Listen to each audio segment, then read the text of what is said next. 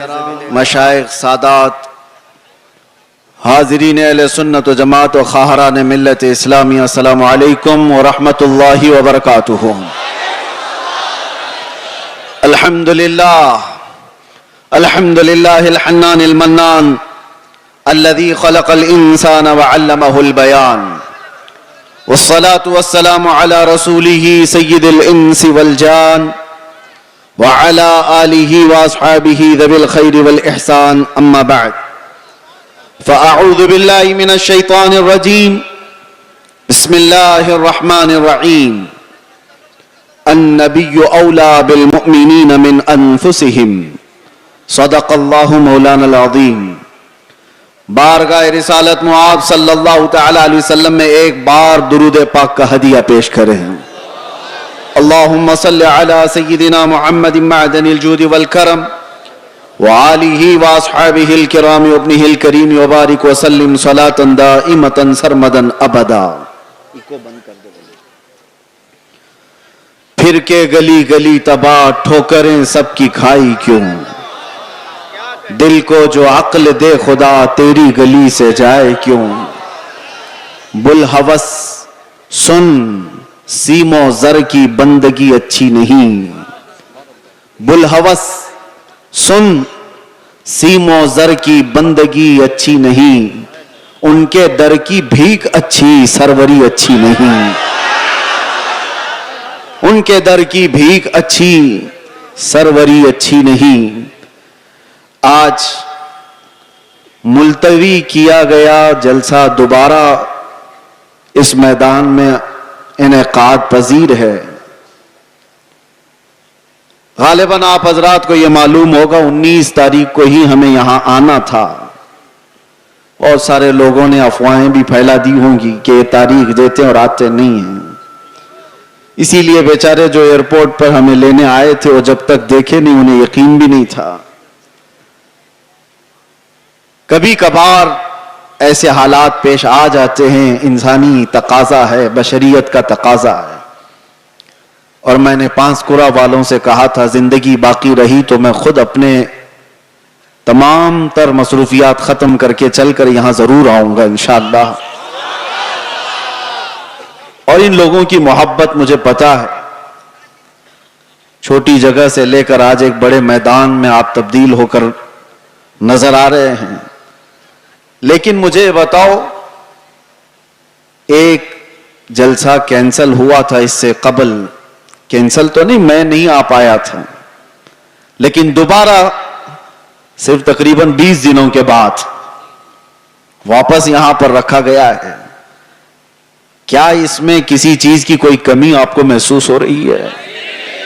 نہیں ہوگی، اور انشاءاللہ نہیں ہوگی، بلکہ میں تو یہ سمجھتا ہوں کہ روز بھی ہم میرے مصطفیٰ کی بات کریں تو کوئی کمی نہیں آئے گی۔ یہ دیوانوں کا ہجوم پیسوں کے لیے تھوڑی نہ آتا ہے، وہ نیتاؤں کا جلسہ نہیں ہے، یہ 500 کے نوٹوں پر جمع کر لیا جائے۔ یہ وہ مجمع ہے جو رات کے 12 بجے بھی اپنی گردنیں حضور کے لیے دینے کو تیار ہے۔ یہ نبی پاک صلی اللہ علیہ وسلم کے عاشقوں کا ہجوم ہے، جس کے لیے ہر وقت برابر کا ہوتا ہے، ہر وقت برابر کا ہوتا ہے۔ لوگ مجھ سے اکثر یہ کہا کرتے ہیں کہ رات کے 12 بج گئے پبلک ختم ہو جائے گی، 2 بج گئے پبلک ختم ہو جائے گی، لیکن ہم نے دیکھا جس وقت جاتے ہیں سب بھرا مجمع اسی طرح ہے۔ میرے عزیزو، یہ مجھے نہیں، یہ میرے مصطفیٰ کو سننے کے لیے آتے ہیں۔ یہ نبی پاک صلی اللہ تعالی علیہ وسلم کی محبت کی برکت ہے، اور اللہ تبارک و تعالیٰ جب چاہتا ہے ہجوم کے دلوں کو ایک طرف متوجہ فرماتا ہے، رب تبارک و تعالیٰ کی نعمتوں میں سے ہے۔ اور ایک بات میں آپ کو بتا دوں، بہت دیر سے آپ کے اس منبر پر بیٹھے تھے تو ہم دیکھ رہے ہیں کچھ چیزیں ہمیں نظر آئی، اس پر میں آپ کو عرض کرتا ہوں۔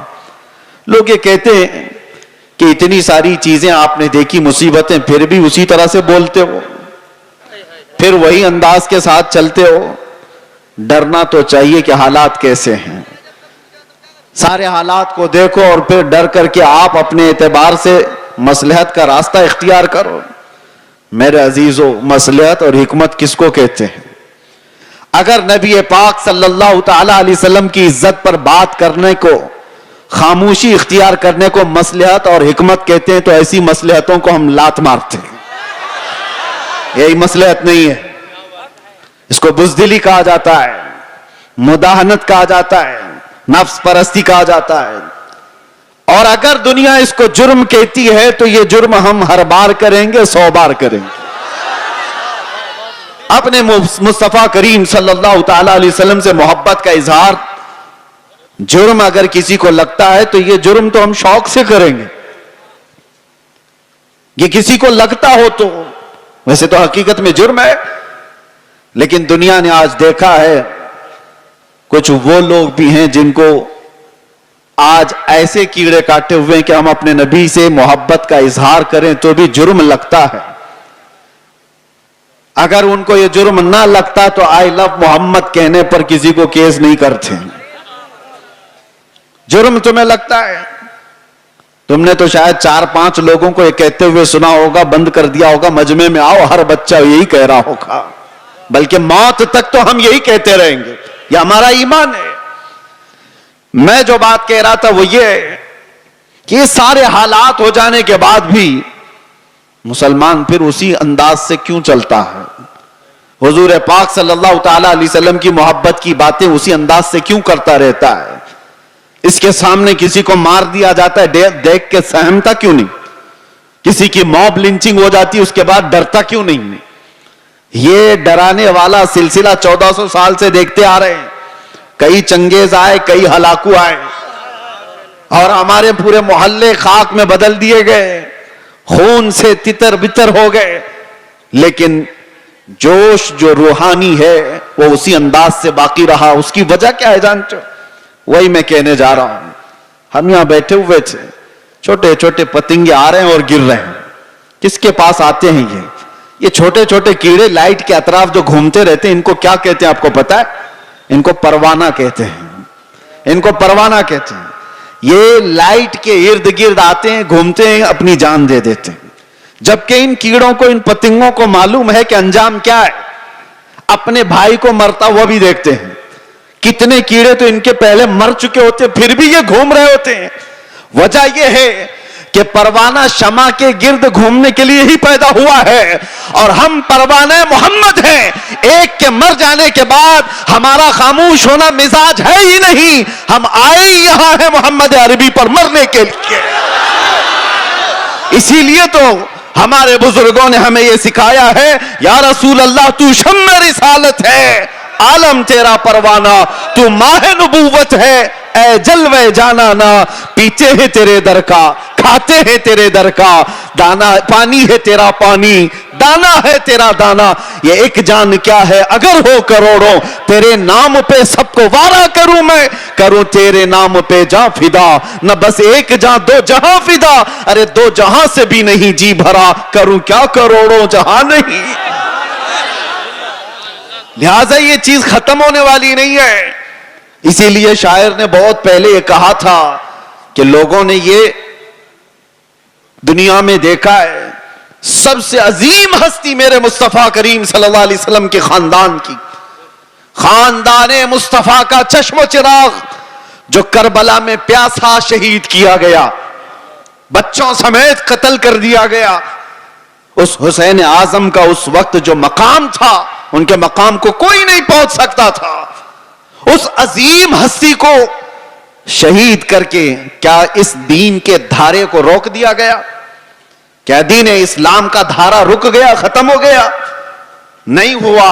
اس کے بعد بہت ساری عظیم ہستیاں آئیں جو راہ خدا میں شہید ہوتی چلی گئیں. ہندوستان کی سرزمین بھی اس سے لال ہوئی ہے. یہاں اس کفایت علی کافی کی آواز گونجتی رہے گی، اور ہر آنے والا عالم تمہیں سناتا رہے گا 3000 کتوں نے ایک عالم دین کو گرفتار کیا تھا. انگریزوں کی بات کر رہا ہوں. پھر یہاں پر آ کر کے پھر مجھے لے جائیں کئی کتا ان کو کہہ دیا. جو جس کو سمجھے، جو جس کو سمجھے. انگریزوں کو تو کہہ سکتے ہیں نا. جس کے اندر میرے عزیزوں یہ بزدلی کی کیفیت تھی. اور کفایت علی کافی کو گرفتار کر کے سولی پر چڑھایا گیا تھا. جرم کیا تھا؟ عشق مصطفیٰ میں بولتا تھا, محمد عربی صلی اللہ علیہ وسلم کا دیوانہ بناتا تھا لوگوں کو, اور کسی طرح کی فساد, کسی طرح کے فتنے اور فساد کو اپنی زمین پر برداشت نہیں کر پایا تو سولی پر چڑھا دیا گیا ایک عالم دین کو. اور عام عالم دین نہیں, جس کی عزت, جس کا احترام امام اہل سنت فاضل بریلوی کیا کرتے ہو. لیکن میرے عزیزو, پھانسی پر انگریز چڑھا رہے تھے, مجمع دیکھ رہا تھا, تب بھی کفایت علی کافی کے پیشانیوں پر کوئی شکن نہیں, کوئی فکر نہیں, نہ جسم کے اندر کوئی کپ کپی, خوف و ہراس, بلکہ پھندے پر چڑھنے سے پہلے یوں کہا تھا, کوئی گل باقی رہے گا نہ چمن رہ جائے گا, پر رسول اللہ کا دین حسن رہ جائے گا. سب فنا ہو جائیں گے کافی وہ, لیکن حشر تک نام حضرت کا زبانوں پر چلن رہ جائے گا.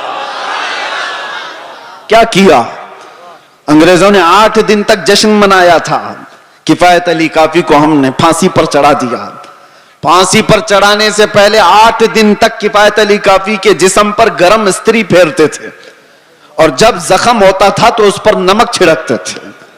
اس عالم دین کو انہوں نے بہت آزمائشوں میں مبتلا کیا, لیکن وہ ٹس سے مس نہیں ہوا. شہید ہونے کے بعد 8 دن تک تو جشن مناتے رہے, یہ سوچتے ہوئے کہ اب جگانے والا ختم ہو گیا, ایک ایسا جو بولنے والا تھا بند ہو گیا. ان ظالموں کو خدا کا یہ دستور نہیں معلوم. مراد آباد شہر میں انہوں نے کفایت علی کافی کو پھانسی پر چڑھایا تھا, اور وہی زمانہ ہے 100 کلومیٹر دور بریلی میں اللہ تعالیٰ امام احمد رضا کو پیدا کر رہا ہے. اور وہ امام احمد رضا جب جوانی میں تشریف لائے تو پھر پوری قوم کی گتھیوں میں عشق مصطفیٰ پلا دیا. ہر جگہ سے آواز آنے لگی, ہر جگہ سے آواز آنے لگی, سب سے اعلیٰ و اولا ہمارا نبی, سب سے بالا و بالا ہمارا نبی. بچے بچے کی زبانوں پر عشق مصطفیٰ صلی اللہ تعالیٰ علیہ وسلم کی صدائیں گونجنے لگی. میں مثال اس لیے عرض کر رہا ہوں, سارے مل کر کے ان چراغوں کو بند کرنے کی کوشش کرتے رہیں گے تب بھی یہ ممکن نہیں. میرا رب قرآن میں فرماتا ہے, یہ اپنے منہ کے پھوکوں سے اللہ کے چراغ کو بجھانا چاہتے ہیں, اور اللہ صبح قیامت تک اپنے چراغ کو روشن رکھے گا. ایک تم بند کرو گے, رب تعالیٰ دوسرا پیدا فرمائے گا, دوسرا پیدا ہوگا. اس لیے ہمیں اپنی فکر نہیں ہے, ہم نے جو جینا تھا وہ جی لیا ہے. مگر اے مسلمانوں, آپ سے میں یہ گزارش کروں گا, اس زمانے میں تمہارے لیے سب سے بڑی دولت جس کا ہر ڈاکو انتظار میں ہے لوٹنے کے لیے, ہر چور تمہارے پیچھے ہے چھیننے کے لیے, وہ دولت تمہاری ٹوپی, تمہاری داڑھی, تمہارے کرتے, تمہارے جبے, تمہارے گھر گاڑی بنگلے نہیں ہیں. اعلیٰ حضرت کو سنو, کہتے ہیں آنکھ سے کاجل صاف چرا لے, یا وہ چور بلا کے ہیں, تیری گٹھری تاکی ہے اور تو نے نیند نکالی ہے. کون سی چیز ہے جس کے سب چور دشمن اطراف میں ہیں, کون سی چیز چھیننا چاہتے ہیں؟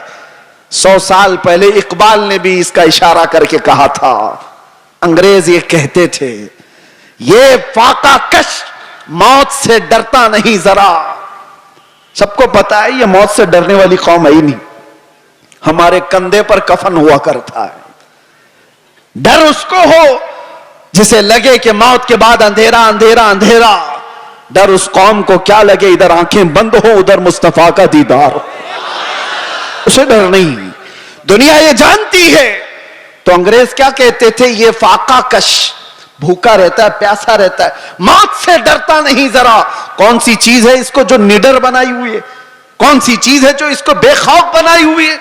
اقبال کہتے ہیں روح محمدی اس کے بدن سے نکال دو.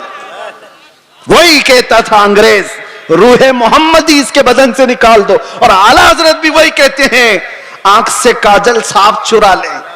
آنکھ سے کاجل چرانے کا مطلب کیا ہے؟ ارے یہ ڈبی والا کاجل نہیں, ایک مومن کی آنکھ کا کاجل عشق مصطفیٰ ہوا کرتا ہے.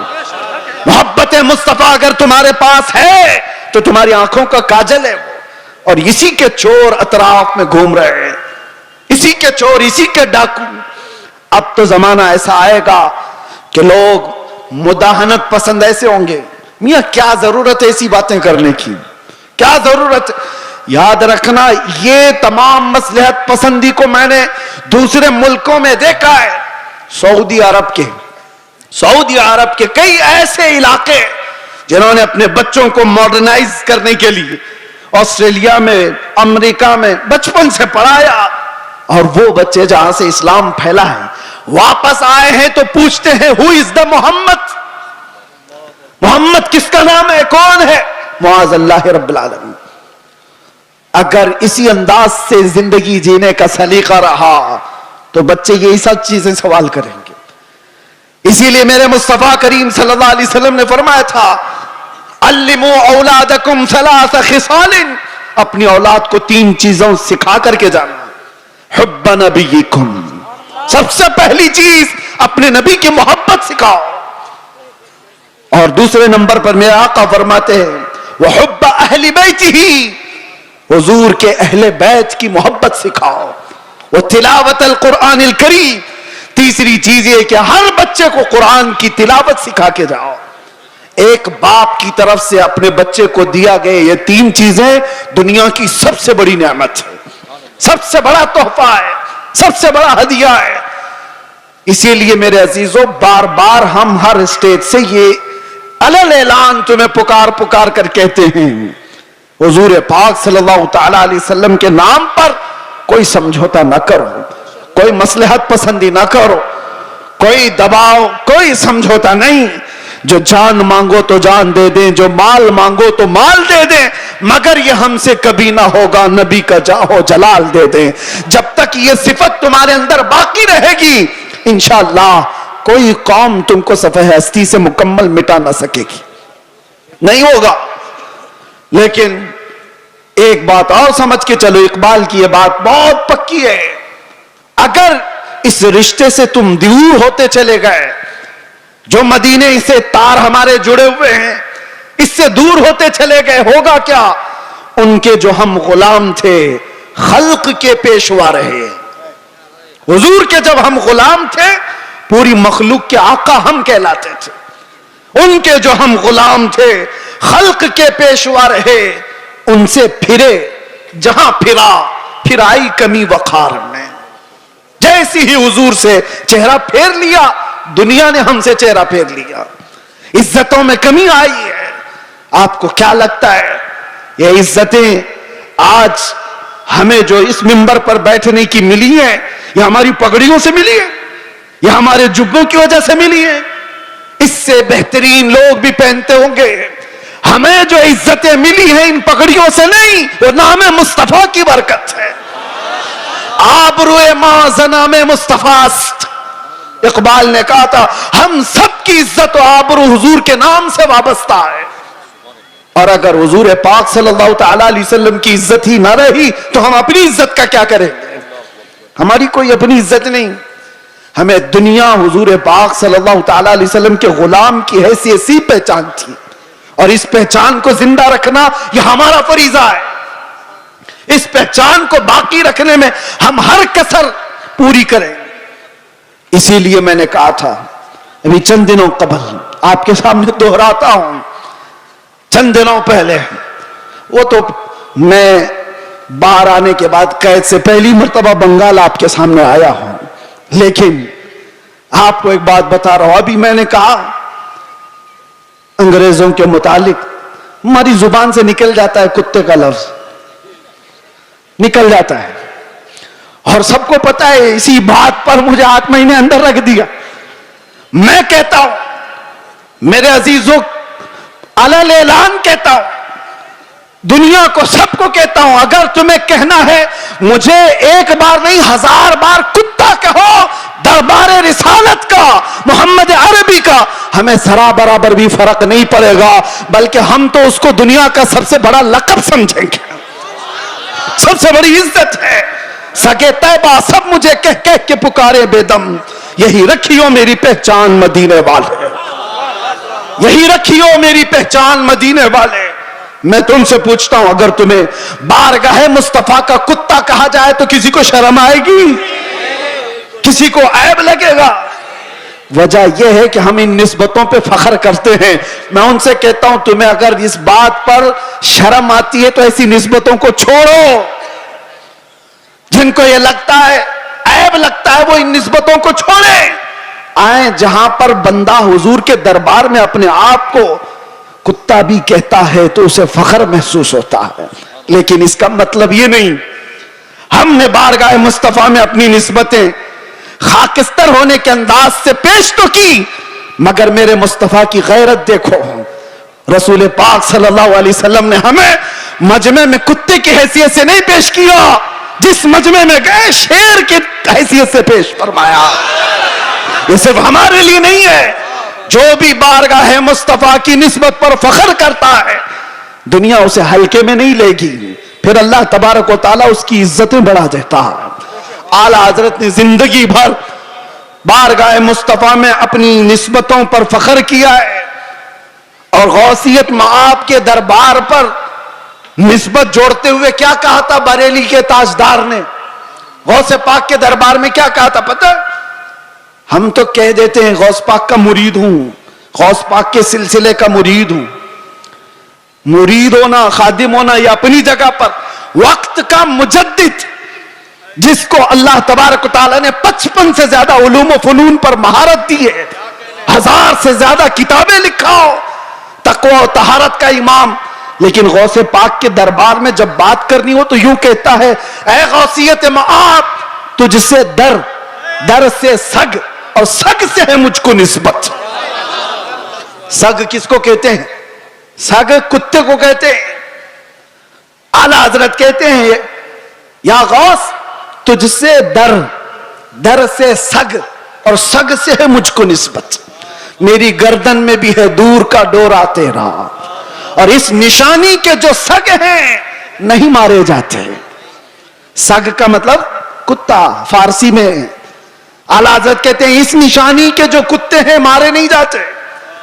حشر تک میرے گلے میں رہے پٹا تیرا. جس کے پاس بھی یہ نسبت موجود ہے وہ مارے نہیں جاتے, پکڑے نہیں جاتے.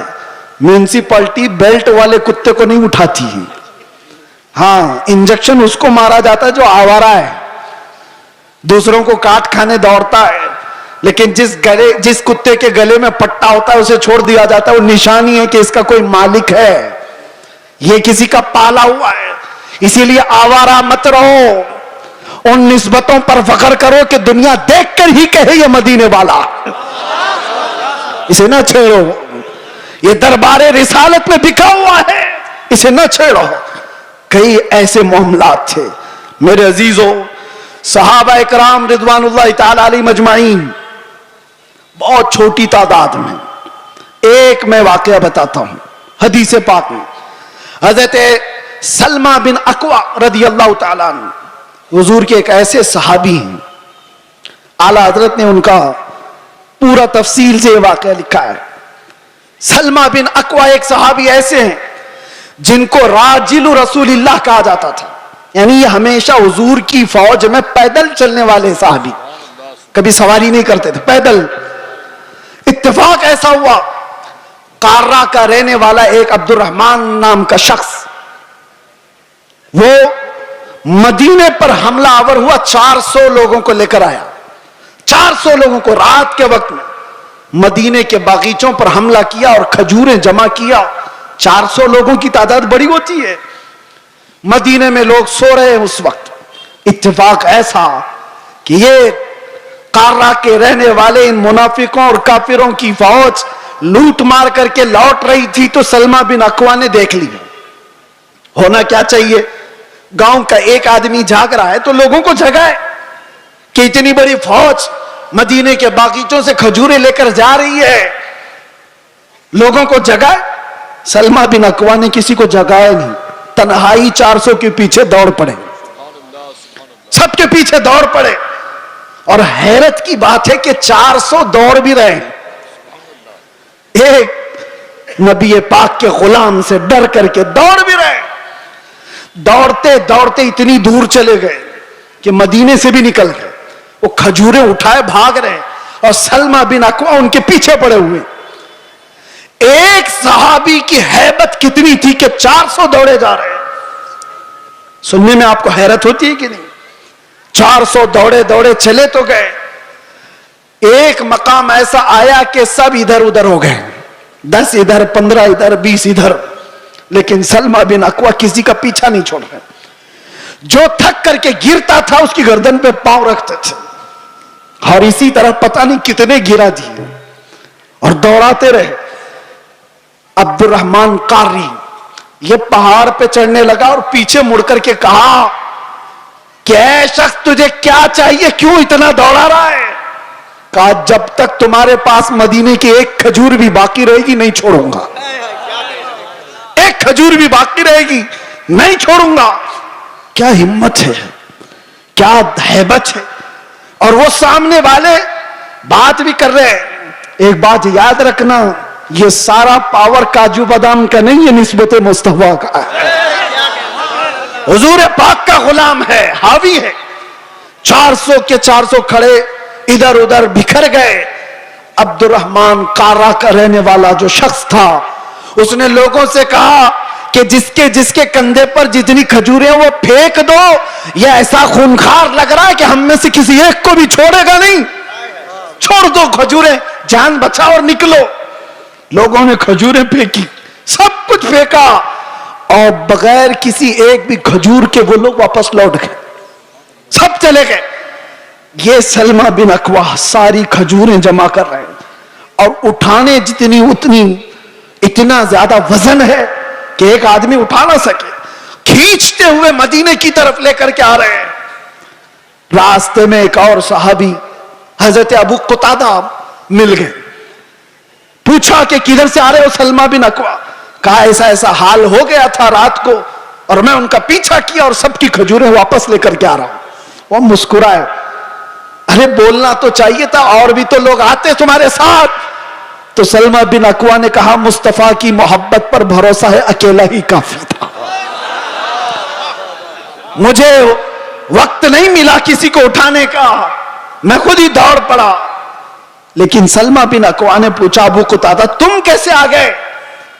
کہا مجھے میرے گھوڑے نے ہنہنا کر کے بتایا, یہ بہت ہنہنا رہا تھا اور اس راستے کی طرف منہ دکھا رہا تھا, تو میں اپنا گھوڑا لیا اور دوڑ پڑا, دیکھا تو تم راستے پر آ گئے.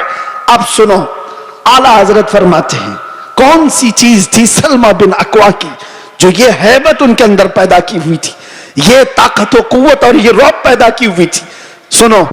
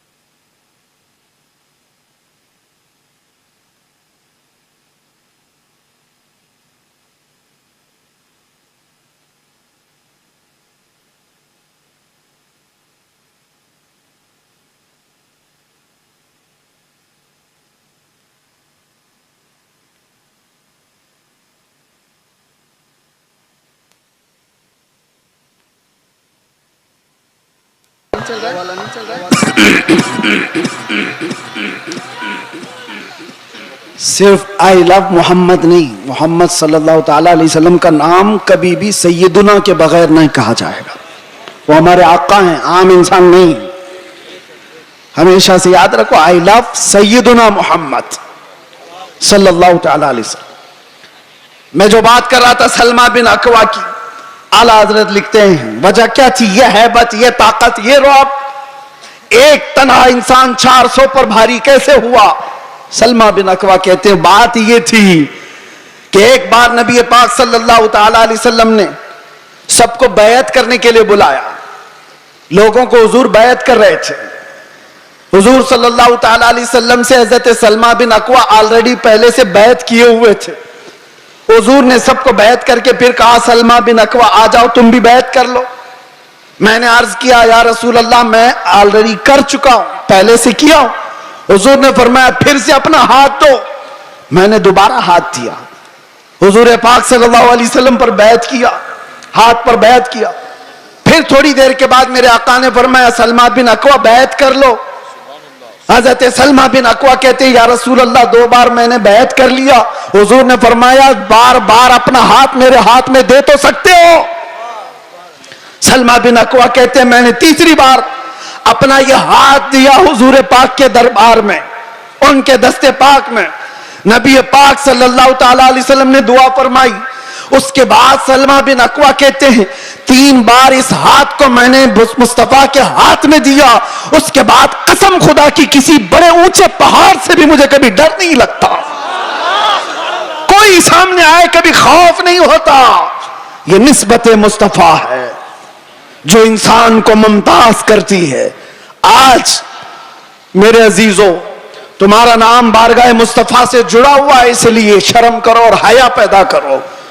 کبھی تم شراب کے اڈوں پر نظر نہ آؤ, کبھی تمہارے ہاتھوں میں تاش کے پتے نظر نہ آئیں, کبھی تمہاری آنکھوں میں بے حیائی نہ ناچے, کسی اجنبی عورت پر تمہاری بے حیا آنکھیں نہ جائیں, اس لیے کہ تمہارا نام میرے مصطفیٰ کے نام سے جڑا ہوا ہے. ان نسبتوں کا جب تک احترام کرتے رہو گے پاور اور طاقت ویسی باقی رہے گی. انرجی کو دنیاوی خرافات میں ضائع نہ کرو. اللہ نے آج بھی تمہارا رعب باقی رکھا ہے, آج بھی ہے. ہم نے خود محسوس کیا ہے, ہم نے دیکھا ہے. آپ کو خود کو اندازہ نہیں لیکن دنیا کو اندازہ ہے. اللہ تبارک و تعالی محبت مصطفیٰ کے صدقے یہ عزت اور یہ ہیبت, یہ طاقت, یہ رعب عطا کرتا ہے. لیکن اگر تم یہ سوچو گے کہ عزت ہم کسی اور ذریعے سے ڈھونڈیں گے, ہم نے دیکھا ہے لکھنؤ میں آج سے 2-3 سال پہلے ایک کتا آیا تھا جو اپنا نام بھی بدل لیا تھا, یاد ہوگا, بہت ٹی وی پر بٹھا دیا جاتا تھا. دھرم بھی بدل لیا, نام بھی بدل لیا, ہاں, اور سوچنے لگا کہ اسلام ایسا ہے ویسا ہے, بہت کچھ پھیلایا. 6 مہینے کے بعد رو رو کر کے لوگوں سے گڑ گڑانے بھی لگا کہ مجھے بچا لو, میری جان پہ خطرہ ہے. میں نام یا ذکر نہیں کرتا اس لیے کہ سٹیج نہ پاک نہ ہو, لیکن ایک بات یاد رکھو, حضور پاک صلی اللہ تعالی علیہ وسلم کے اس دین پاک سے غداری کر کے جو دوسری جگہ عزت ڈھونڈتا ہے, قرآن کیا کہتا ہے, وَمَن يَبْتَغِ غَيْرَ الْإِسْلَامِ دِينًا فَلَن يُقْبَلَ مِنْهُ. اللہ تعالیٰ نے قرآن میں فرمایا, اور یہی بات میں آپ سے کہتا ہوں.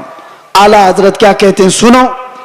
اعلیٰ حضرت فرماتے ہیں بارگاہ مصطفیٰ صلی اللہ تعالی علیہ وسلم سے جو غداری کیا, جو ان کے در سے یار پھرتے ہیں, در بدر یوں ہی خار پھرتے ہیں, در بدر یوں ہی خار پھرتے ہیں.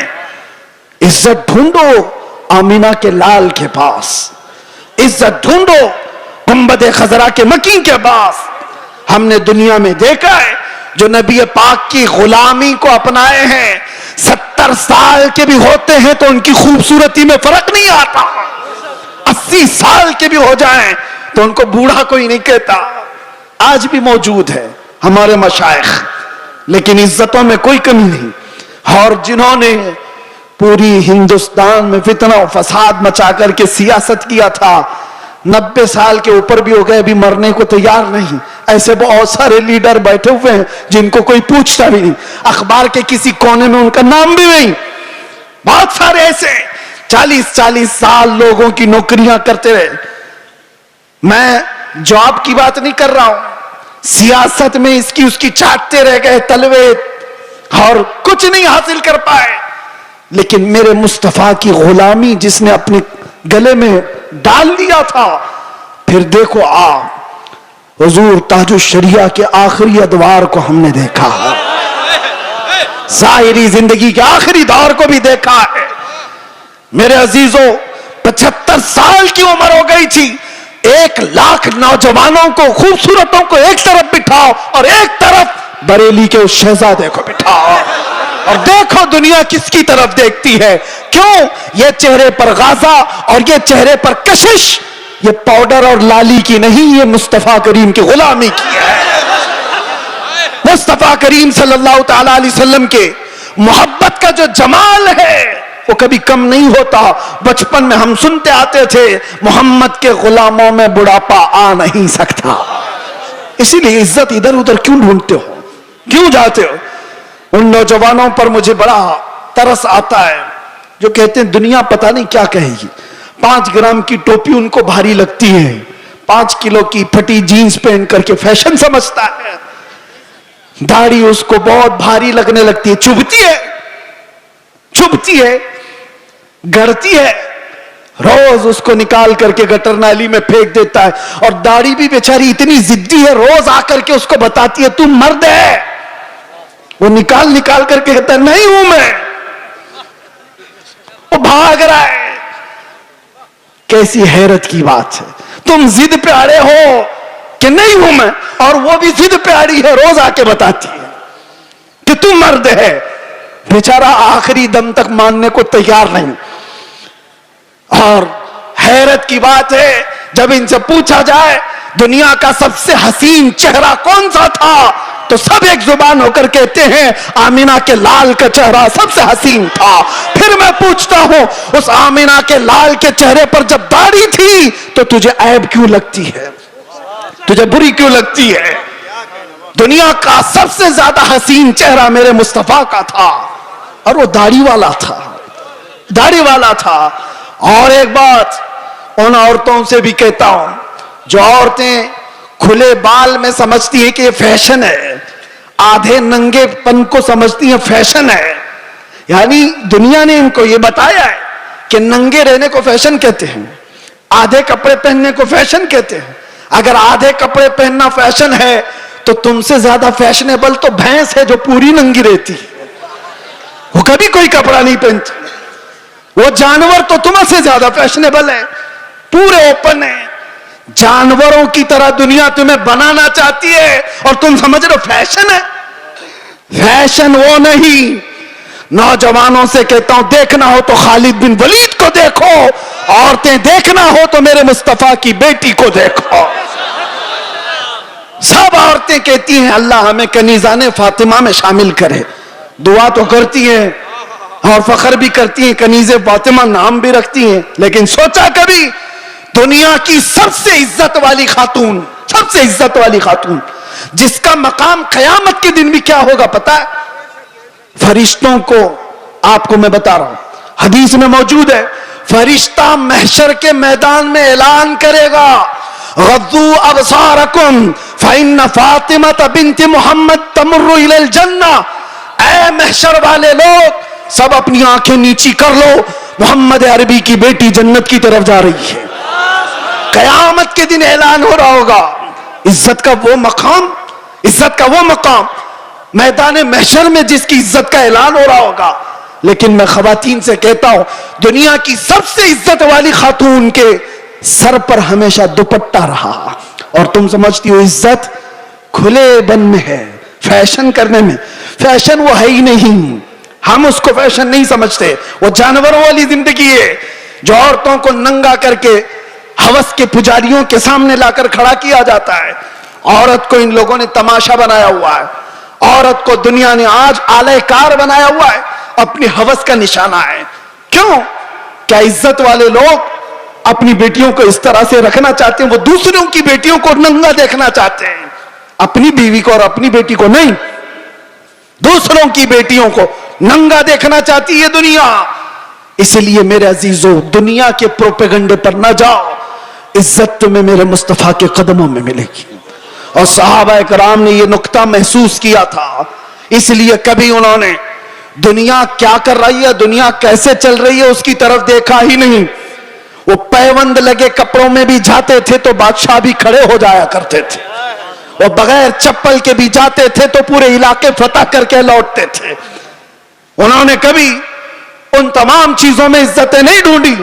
एक साहबी हज़रत नौमान एक मुल्क में सफीर बन करके गए थे मेरे मुस्तफा के। सफीर समझते हो ना, एम्बेसडर, कासिद। और जब हुजूर पाक के सफीर बन करके ये सहाबी गए तो जिस मुल्क के बादशाह के पास ये जा रहे थे, उस बादशाह ने बहुत सुन रखा था, चर्चा सुन लिया था عرب کے انقلاب کا, میرے مصطفیٰ صلی اللہ علیہ وسلم کے دیوانوں کے ہجوم کا, تو اس نے کیا کیا؟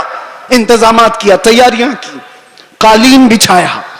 ریڈ کارپیٹ آج بھی کسی کے لیے بچھایا جاتا ہے, ریشم کا قالین بچھایا, سونے سے کلائی کی ہوئی کرسی لگا دیا کہ محمد عربی کا سفیر آ رہا ہے. بادشاہ خود مسلمان نہیں تھا لیکن عزت کر رہا تھا. حضرت نعمان جس وقت وہاں پہنچتے ہیں, دیکھا ان کا انتظام یہ ریشم کے قالین سے ہے. آپ نے ٹھوکر مار کر کے ریشم کے قالین کو الگ کر دیا, زمین پر چلنے لگے. بادشاہ بھی دیکھ رہا تھا, اور جب کرسی پر بیٹھنے کا وقت آیا, سونے سے کلائی کی ہوئی کرسی ہے, آپ نے کہا اس کو ہٹاؤ, عام سی کرسی لاؤ, اس پر میں بیٹھوں گا. بادشاہ نے دیکھا اور کہا کہ یہ لوگ اتنا گھمنڈ کرتے, اتنا ایٹیٹیوڈ ہے ان کو, ہماری چیزیں استعمال نہیں کریں گے. حضرت نعمان نے بتایا نہ گھمنڈ نہ تکبر, یہ ہمارا غرور نہیں ہے. میں نے اسی لیے یہ دونوں چیزیں استعمال نہیں کی کہ میرے مصطفیٰ کی شریعت میں ریشم کا استعمال مرد کے لیے حرام ہے اور سونے کا استعمال بھی مرد کے لیے حرام ہے. میں اس کو استعمال نہیں کروں. لوگ تو یہ سمجھ لیں گے دنیا کا قانون ہے, ان کی عزتوں کا طریقہ ہے, مل مل آپ کے لیے کر لینا چاہیے. نا, وہ صحابی تھے اور انہوں نے یہ دو چیزوں کو ٹکرایا. تو کسی نے کہا وہ تو تمہارے رسول مدینے میں بیٹھے, تم تو سینکڑوں میل دور یہاں ہو. اس صحابی نے گرج کر کہا تھا مسلمان صرف مدینے میں مسلمان نہیں ہوتا, دنیا کے ہر چپے میں رہے اپنے مصطفیٰ کا وفادار ہوتا ہے.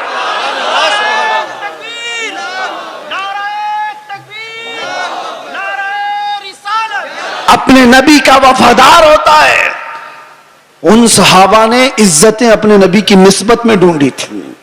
آج لوگ یہ سمجھتے ہیں کہ دنیا کی چکا چوند میں رنگ جانے میں عزت مل جائے گی. کچھ نہیں ملنے والا ہے. زندگیاں گزر جائیں گی, لوگوں کی ٹھوکروں پر ہی جیتے رہ جاؤ گے, لوگ اچھالتے رہ جائیں گے. ہاں, نبی پاک صلی اللہ تعالی علیہ وسلم سے وفاداری اور ان کی محبت میں جو عزت ہے, میں کہتا ہوں چند تکلیفیں تو آ سکتی ہیں لیکن قلب کا جو سکون ہے وہ دنیا کی جھولیوں میں کبھی نہیں ملے گا. الحمدللہ ہم نے یہ چیز محسوس بھی کیا ہے. دنیا جس طرح بھی تکلیف دینے کی بات کرتی ہو, لیکن مصطفیٰ کریم کی یاد ہمیں سکون بخش دیتی ہے. ان کی یادیں ہمیں دل کی طمانینت عطا کر دیتی ہیں. آ جاؤ اے میرے سنی مسلمانوں, اعلیٰ حضرت کی اس بات پر ہم جمع ہو جاتے ہیں جس میں انہوں نے کہا تھا آج لے ان کی پناہ, آج مدد مانگ ان سے, کل نہ مانیں گے قیامت میں اگر مان گیا. انہیں جانا انہیں مانا, نہ رکھا غیر سے کام, للہ الحمد میں دنیا سے مسلمان گیا. سارے ٹینشن سارے ڈپریشن کا ایک ہی علاج, کس کو راضی کرو گے؟ ایک کو راضی کرو گے, دوسرا ناراض. دنیا یہی ہے. اسی لیے آؤ, سب کو راضی کر بھی نہ پاؤ گے, زندگیاں ختم ہو جائیں گی. اسی لیے اعلیٰ حضرت کہتے ہیں سارے ٹینشن سارے ڈپریشن کا ایک ہی علاج ہے, انہیں جانا انہیں مانا, نہ رکھا غیر سے کام, للہ الحمد میں دنیا سے مسلمان گیا. اپنے آپ کو بارگاہ مصطفیٰ کے حوالے کرو. بمصطفیٰ برساں خیش کے دی ہم اوست, گرب اون رسیدی تمام بول حبیست. یہ اقبال کہتا ہے اپنے آپ کو نبی کے قدموں تک پہنچا دے, اسی کا نام دین ہے. اور اگر تو وہاں تک نہیں پہنچا تو زندگی ابو لہب کی طرح ہے, زندگی ابو لہب کی طرح ہے. اے نوجوانوں, نبی پاک صلی اللہ تعالی علیہ وسلم سے وفاداری کا مطلب کیا ہے؟ وفاداری کس کو کہتے ہیں؟ ابھی میں کہوں گا تو نعرے زور سے لگاؤ گے یہ وفاداری ہے, اور پھر ایک ڈنڈا پڑے تو سارے بھاگ جائیں یہ وفاداری ہے. وفاداری یہ نہیں. وفاداری طوفانوں میں بھی کھڑے رہے, آندھیوں میں بھی کھڑے رہے, اور شریعت مصطفیٰ کو آنچ آنے نہ دے, شریعت مصطفیٰ پر اپنے عمل کے ذریعے سے اس کو مضبوطی عطا کرے. یہ وفاداری ہے. مثال کے طور پر میں اگر کسی کو کوئی چیز دے کر کے جاتا ہوں, ایک کپڑا ہی صحیح, محبت کا تقاضا تو یہ ہے کہ لوگ اس کو سنبھال کر رکھیں گے. صحیح بات ہے. میں اگر اپنا امامہ کسی کو دے دوں 4 لوگوں کو, اور میں کہوں کہ اس کو سنبھالو, تمہاری اگر محبت ہے تو اس چیز کو سنبھال کر رکھو گے. لیکن وقت ایسا آیا کہ ساری جگہوں پر بولتے تو گھوم رہے ہمارے پاس یہ ہے، ہمارے پاس امامہ ہے، ہمارے پاس کپڑا ہے، لیکن پوچھا گیا ہے کہاں؟ پتا چلا کسی گٹر میں رکھا ہوا ہے، کسی کیچڑ میں ہے، کسی مٹی میں ہے، کہیں پڑا ہوا ہے، بس زبانوں پر ہے کہ ہمارے پاس ہے۔ بلا تشبیہ بلا تمثیل، دین مصطفیٰ کے ساتھ ہم نے یہی کیا ہوا ہے۔ فخر تو کرتے ہیں کہ ہم مسلمان ہیں، اسلام ہمارے پاس ہے۔ کہاں ہے وہ اسلام؟ نہ عورتوں پہ نظر آ رہا ہے، نہ بچیوں پہ نظر آ رہا ہے، نہ شادیوں میں نظر آ رہا ہے۔ وہ اسلام ہے کہاں؟ زبانوں پر۔ وفاداری اس کو نہیں کہتے، وفاداری یہ ہے کہ تمہارے جسم پر اسلام نظر آئے، تمہارے عمل میں اسلام نظر آئے، تمہارے اخلاق میں اسلام نظر آئے، تمہارے بول چال میں، تمہارے طریقہ کار میں اسلام نظر آئے۔ مسجدوں میں کیوں نہیں نظر آتا؟ فجر میں کیوں غائب ہو سارے کے سارے؟ اسلام کہاں ہے؟ میرے عزیزو، نعرہ لگانا یہ دنیا کا سب سے آسان کام ہے، یہ شہادت گہے الفت میں ہے، قدم رکھنا لوگ آسان سمجھتے ہیں مسلمان ہونا۔ اور اسی لیے میرے آقا صلی اللہ علیہ وسلم نے ایک صحابی سے فرمایا تھا، ہم تو چھوڑو، ہم تو بہت نکمے لوگ ہیں، بہت دور کے ہیں، وہ صحابہ تھے جو دنیا کے سب سے اچھے لوگ تھے۔ ایک صحابی نے آ کر کے حضور سے اتنا کہا تھا، واللہ انی لا احبک یا رسول اللہ، قسم خدا کی ہے اللہ کے رسول میں آپ سے بہت محبت کرتا ہوں۔ حضور نے کیا فرمایا جانتے ہو؟ انظر ماذا تقول، سوچ کے بول کیا کہہ رہا ہے۔ ہم تو آسانی سے کہتے نا یا رسول اللہ آپ سے ہم پیار کرتے ہیں، محبت کرتے۔ صحابی نے جب یہ کہا تھا، حضور فرماتے سوچ کے بول کیا کہہ رہا ہے۔ انہوں نے دوسری بار کہا، قسم خدا کی یا رسول اللہ میں بہت محبت کرتا ہوں۔ حضور نے پھر کہا، سوچ سمجھ کر کے بول۔ تیسری بار انہوں نے کہا، قسم خدا کی یا رسول اللہ میں آپ سے محبت کرتا ہوں۔ تب میرے آقا نے فرمایا، اگر تو اپنی بات میں سچا ہے تو پھر انتظار کر، مصیبتیں ایسے آئیں گی جیسے پہاڑ سے پانی گرتا ہے، اتنی تیز آئیں گی مصیبتیں، اس کے لیے تیار رہ جا۔ تو یہ صحابی کو حضور نے فرمایا ہے، جب ہم بارگاہ مصطفیٰ میں اپنی محبت کا اظہار کرتے ہیں تو دنیا نوچ کھانے کے لیے دوڑتی ہے۔ یہ سارے جو معاملات ہمارے ساتھ ہوتے ہیں یوں ہی نہیں ہوتے۔ مصلحت کی باتیں کرو، کوئی ہم سے نہیں پوچھے گا۔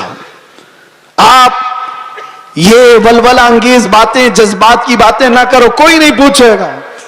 تبلیغی جماعت کو تو اسرائیل میں بھی انٹری ہے، ان کے لیے کوئی خطرہ نہیں، کچھ نہیں۔ ہاں، حضور پاک کی محبت میں سیریس کوئی نظر آتا ہے تو دنیا اس کو کہتی ہے ڈینجرس پرسن، ڈینجرس، بہت زیادہ خطرناک۔ حضور سے محبت کرنے والے پر یہ دنیا کے سارے سوشل سائٹس، فیس بک، انسٹا، یہ سب بینڈ لگا دیتے ہیں، یہ ساری ویڈیوز نہیں آنا چاہیے اس کی۔ حضور کی محبت کی بات کرتا ہے اور سیریس کرتا ہے۔ پتہ یہ چلا میرے عزیزو، اصل ایمان یہی ہے جس سے دنیا کو خوف ہے۔ لیکن آپ کو میں یہ کہتا ہوں، نبی پاک صلی اللہ تعالی علیہ وسلم کی اس محبت کا اظہار کرنے کے بعد آپ پر چاہے جتنی بھی مصیبتیں آئیں، جمے رہو گے، ڈٹے رہو گے، تو رب فرماتا ہے تتنزل علیہم الملائکہ، تم پر اللہ کے فرشتے اتارے جائیں گے، وہ یہ کہتے ہوئے آئیں گے، لا تخافوا ولا تحزنوا، گھبراؤ مت، ڈرو مت، ان قریب اللہ نے جس جنت کا وعدہ کیا ہے وہ جنت تمہارے انتظار میں، ڈرو مت، گھبراؤ مت۔ اسی لیے میرا آخری یہ میسج ہے سب کو کہ مصطفیٰ کریم صلی اللہ تعالیٰ علیہ وسلم کے دربار میں اپنے آپ کو سپرد کرنے کا مطلب یہ، ان کی شریعت طاہرہ کو زندہ رکھو۔ حالات اتنے پیچیدہ ہوتے چلے جا رہے ہیں، دنیا کی سب کی نظریں تمہاری طرف ہے، تمہارے اخلاق کی طرف، تمہارے کردار کی طرف۔ اور یاد رکھنا، میں آج اظہار بھی کر دیتا ہوں، محبت مصطفیٰ کا مطلب یہ نہیں ہے کہ کسی جگہ اپنے آپ کو بم باندھ کر کے بلاسٹ کر لے، یہ سنیوں کا شیوا نہیں، یہ عاشق رسول کا شیوا نہیں ہے۔ عاشق رسول کھلے میدان میں بات کرتا ہے، کھلے میدان میں بات کرتا ہے۔ یہ تمام چیزیں جو حرکتیں ہندوستان کی سرزمین پر ہو یا دنیا کی کسی سرزمین پر، آتنکواد جس کو کہا جائے، دہشت گرد جس کو کہا جائے، ٹیررزم جس کو کہا جائے، عشق مصطفیٰ سے اس کا رائی کے دانے کے برابر بھی تعلق نہیں ہوتا۔ ہم ایسے لوگوں کو نہیں جانتے، ایسے لوگوں کو نہیں مانتے. اور نوجوانوں ایسا کبھی کوئی بہکائے تو کان کھڑے کر لینا توجہ سے، کہ اپنے آپ کو ہلاکت میں ڈالنا قرآن کبھی اس کی اجازت نہیں دیتا. اور ناحق کسی ایسے عام آدمی کی جان لینا یہ تو بہت دور کی بات ہے. اسلام تمہیں بلی کو بھی اگر باندھ کر کے رکھا اور کھانا پانی نہیں دیا، مر گئی تو جہنم میں چلا جائے گا. یہ حدیث پاک میں موجود ہے. تمہاری عبادتیں سب منہ پر مار دی جائیں گی. جانور پر بھی ظلم جائز نہیں. یہ تمام جو چیزیں آج پیدا کی جا رہی ہیں اسلام کے چہرے کو مسخ کرنے کے لیے، کتنے حالات خراب ہوئے. مجھے پتا ہے 9/11 کے بعد پوری دنیا کے حالات بدل گئے. کیوں؟ اسلام کو اس طرح سے پیش کیا گیا، مسلمانوں کے چہرے کو اس طرح سے پیش کیا.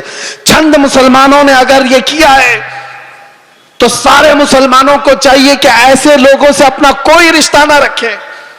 کھل کر کے کہو صوفیہ کی یہ جماعت ہے، یا اولیاء کاملین سے محبت کرنے والے اور عشق مصطفیٰ کی گنگانے والی جماعت ہے. نوجوان سوشل میڈیا پر اگر کہیں کسی کا لنک بھی ہو توبہ کر لو، نکل جاؤ ایسی چیزوں سے. ارے تم شیر ہو، مصطفیٰ کریم کے وفادار ہو، تمہیں ایسی حرکتوں کی ضرورت قطعاً نہیں پیش آئے گی. اللہ تبارک و تعالیٰ اس دین کا حامی و ناصر و مددگار ہے. یہ دین صبح قیامت تک زندہ رہے گا. اور میں مذمت بھی کرتا ہوں ایسے کسی بھی نوجوان کی ملوث ہونے سے، کسی بھی نوجوان کے. اور میں آس پاس سارے لوگوں کو تنبیہ کرتا ہوں، سوشل میڈیا کے ذریعے سے کچھ ایسی جماعتیں جو نوجوانوں کو بھڑکا کر کے، نوجوانوں کو دین کے نام پر اور بھی بہت سارے ایسے جذباتی نام پر ان کو ابھارتی ہیں، کئی جگہ پر ان کو لے جاتی ہیں. یہ ساری جماعتیں پڑوس ملک سے اپنا کام کر رہی ہیں، اور ہندوستان میں کیا پوری دنیا میں اپنے نسیں پھیلائی ہوئی ہیں. اس لیے یہ تنبیہاً ضروری ہے ہر نوجوان کو، سوشل میڈیا کا بھی استعمال کرو تو بہت سوچ سمجھ کر کے، کسی کے ہتھے مت چڑھ جانا.